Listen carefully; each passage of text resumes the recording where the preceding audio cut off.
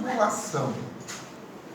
E dentro dessa tubulação, você tem um fluido, né? A tubulação está aqui, ó, né? Você tem um fluido a uma temperatura, por exemplo, de 1000 graus Celsius.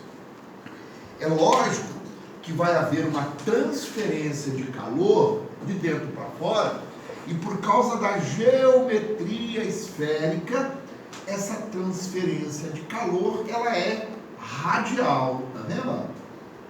É assim que o calor é transferido radialmente, tá? Então, os sistemas radiais, você vai lidar com dois na vida profissional de vocês: o sistema radial cilíndrico e o sistema radial esférico, correto? Bom, como que nós calculamos a resistência térmica quando nós temos o sistema... Fala, Jacques, tudo bem, garoto? Quando nós temos o sistema radial cilíndrico. Então aqui nós temos um cilindro. Esse cilindro, ele tem uma parede com uma determinada espessura, né? Ele tem um comprimento L. O lado de dentro do cilindro está a uma temperatura TS1. E o lado de fora do cilindro está a uma temperatura TS2.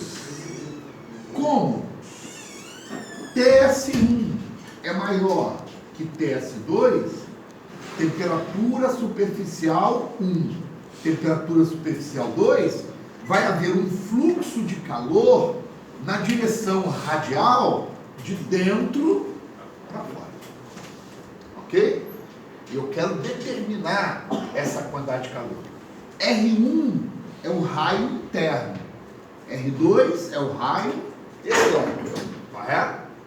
Esse fluxo de calor, ele não pode ser calculado usando a lei de Fourier da forma tradicional. Devido à geometria do cilindro, isso me obriga a usar a lei de Fourier na forma o quê? Diferencial, que nós já trabalhamos há 2 semanas atrás, né? Eu fiz 2 exercícios, um com a função polinomial e outra com a função exponencial, e passei um para vocês fazerem em casa. E pelo rostinho de vocês fizeram, com certeza, deve estar perfeito, tudo resolvido, né? Eu confio em vocês. Confio em vocês. Tudo bem. Então, esta é a lei de Fourier na forma diferencial. Menos K vezes a área, diferencial de temperatura, vezes a espessura dr, né? Que nós vamos... que nós usamos para calcular a transferência de calor. Então vejam bem aqui, o que é essa área A? A área A, ela é determinada da seguinte maneira: eu vou selecionar na parede do meu tubo cilíndrico um elemento diferencial de área, um anel de raio R. Depois eu vou fazer esse raio R variar de R1 até R2, correto? Então é como se eu escolhesse uma espessura de tamanho infinitesimal, correto? DR. Esse anel aqui, ele tem uma espessura DR, e para você calcular a área desse anel, o que você precisa? Você pega o perímetro dele. Se ele tem raio R, qual é o perímetro dele? 2πr, não é isso? Eu pego o perímetro e multiplico pelo comprimento do cilindro, que é. É assim que eu calculo a área lateral de um cilindro. É o perímetro da base vezes o comprimento L, vezes dt sobre dr. Correto? Então agora nós vamos fazer a separação das variáveis. Exatamente aquilo que eu fiz no problema lá de 2 semanas atrás. Eu pego o DR, que está dividindo, passo para cá multiplicando. Eu pego o 2πRL, que está multiplicando, passo para baixo dividindo. E deixo do lado de cá, do lado de lá, menos K vezes dt sozinho. Ao fazer isso, eu estou separando as variáveis. A diferencial do raio para a esquerda, a diferencial da temperatura para a direita. Agora, o que eu faço? QX dividido por 2π vezes L é uma constante. Aí fica fora da integral. E esse dr sobre R, eu integro variando o raio de R1 até R2. Correto? Do lado de lá, menos K é constante. Fica fora da integral. Integral de dt com dt variando de TS1 até TS2. Ok? Exatamente o que eu fiz aulas atrás. Muito bem. A integral de dr sobre r, para quem já esqueceu, é o logaritmo natural de r. Correto?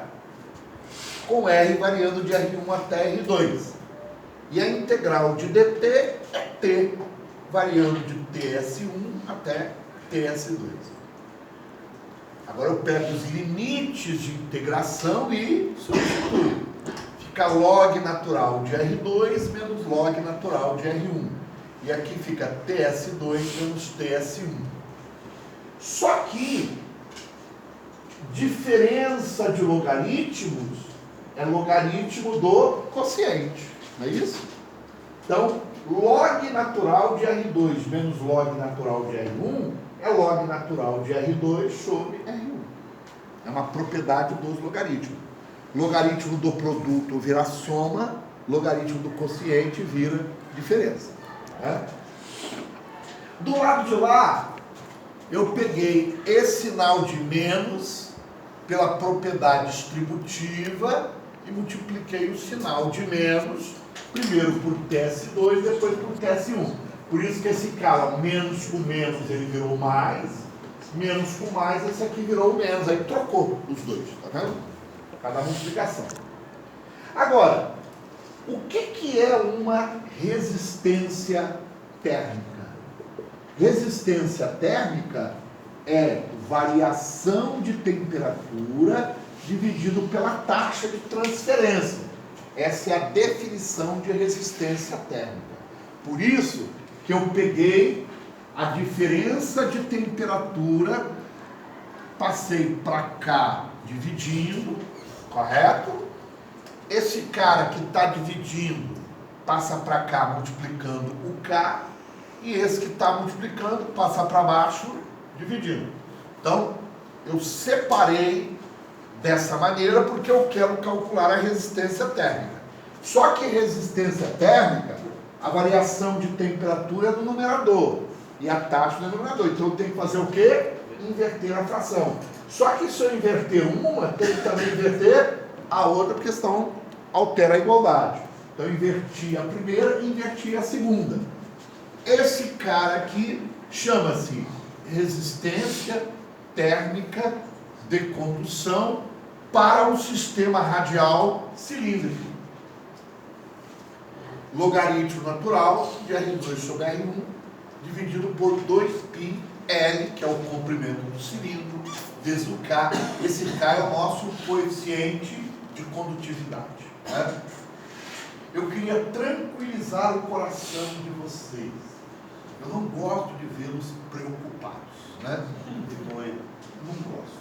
Né, Jorge? Eu fico muito triste. Não gosto. Não fique preocupado. Você não vai precisar resolver essa integral na prova. Nossa, que notícia maravilhosa.